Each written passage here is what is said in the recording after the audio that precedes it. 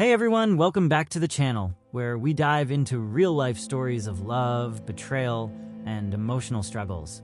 In today's video, we've got a story about a marriage shaken by infidelity. The guy takes us through his journey of discovering his wife's long-term affair, the emotional roller coaster that followed, and their attempt to rebuild their relationship after everything came crashing down. It's a raw, unfiltered look at the complexities of marriage, trust, and forgiveness.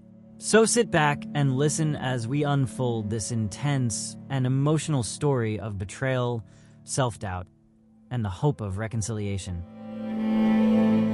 I discovered my 35M wife's 35F long-running affair a little over 2 months ago.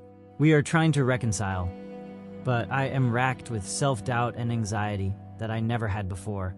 I'm not ready to call it quits, but I can't say I've felt any improvement in my mental state over the last month. Note, I don't plan on proofreading this, just writing things in a stream of consciousness, so excuse the rambling. We've been married for 13 years, but over the last year, I started having suspicions that she was cheating. She works in a male-dominated field, so I figured that was the route it was going to take. A week before I discovered everything, I had a terrible feeling and started blowing up my wife's phone, thinking something was wrong. She didn't answer and later told me she was out with coworkers. We were about to temporarily relocate for her work, and she had gone up a week early. She came home that weekend. We packed the car and moved multiple states away. The second night in the new house, I noticed she had been on her phone more than usual and decided to dig through it after she went to bed. I found that during her scouting week, she had invited a former coworker down, and they stayed together the whole time. According to the texts, they slept together Tuesday night, but not the rest of the week. They were reliving and talking about the week while we were driving back up together.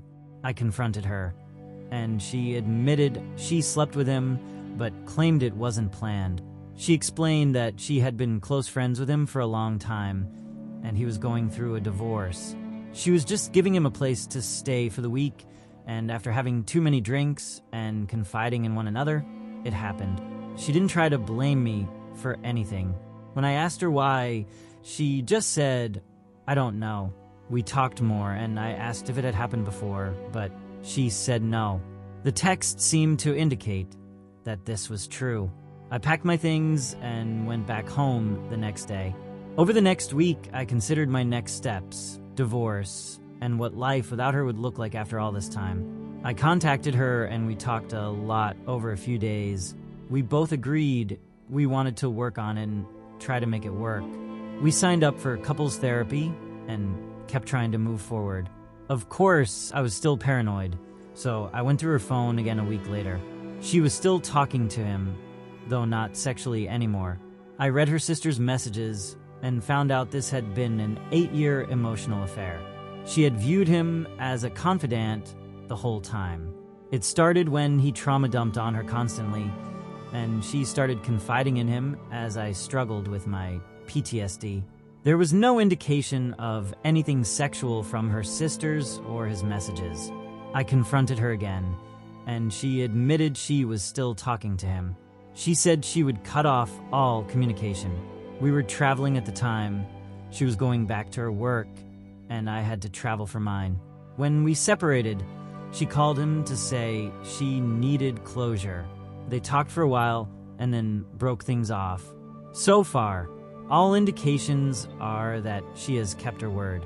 Therapy continued, and I had a rough week of overthinking things and reliving all the messages I had read. We had a very pointed conversation about how I was feeling. Between therapy and this conversation, we laid it all on the line.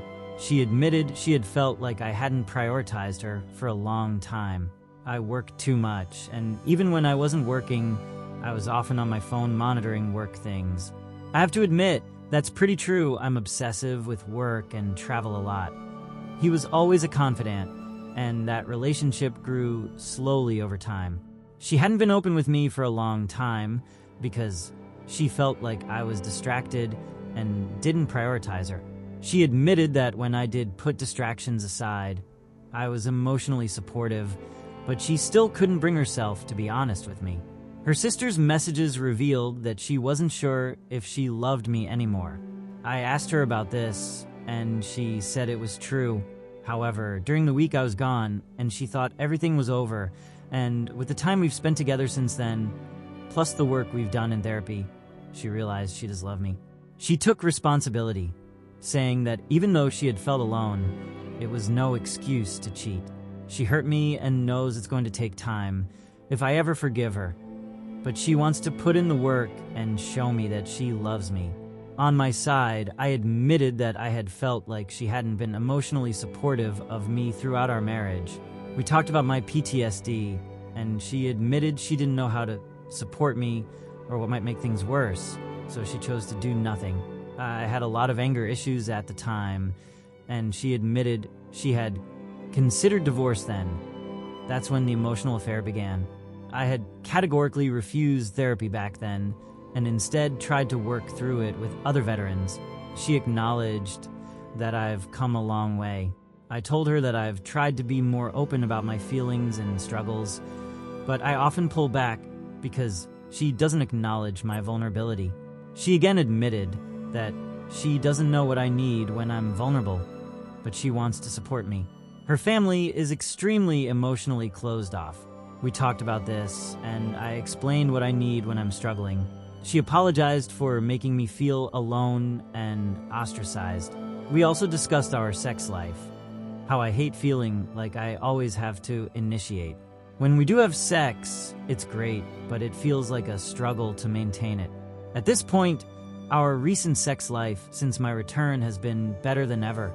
We talked a lot more, ultimately clearing the air and getting a lot of things off our chests. A week or so went by, and if I wasn't with her, I was a mess.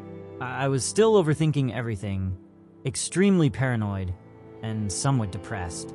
Some of the old texts were still burned into my brain, so I decided to confront her about what some of them had alluded to, sexting right around the time she slept with him.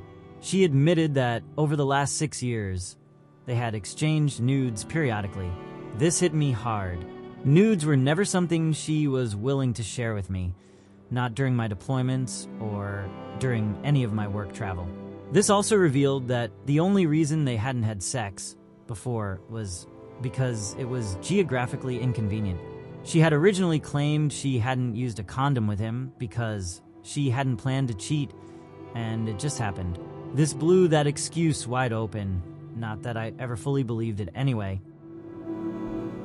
This story really makes you reflect on the fragility of trust and how easily it can be shattered, even in the longest and strongest of relationships. It's hard to imagine the depth of pain he is going through, but it's also clear that both of them are trying to rebuild something from the wreckage. It takes a lot of courage to stay and fight for a relationship after betrayal, but is it really possible to heal completely? Will the trust ever return? What do you think? Can a relationship survive infidelity, or is the damage too deep? Let us know your thoughts in the comments below. And if you enjoyed the video, don't forget to like, subscribe, and hit the bell for more real stories like this one.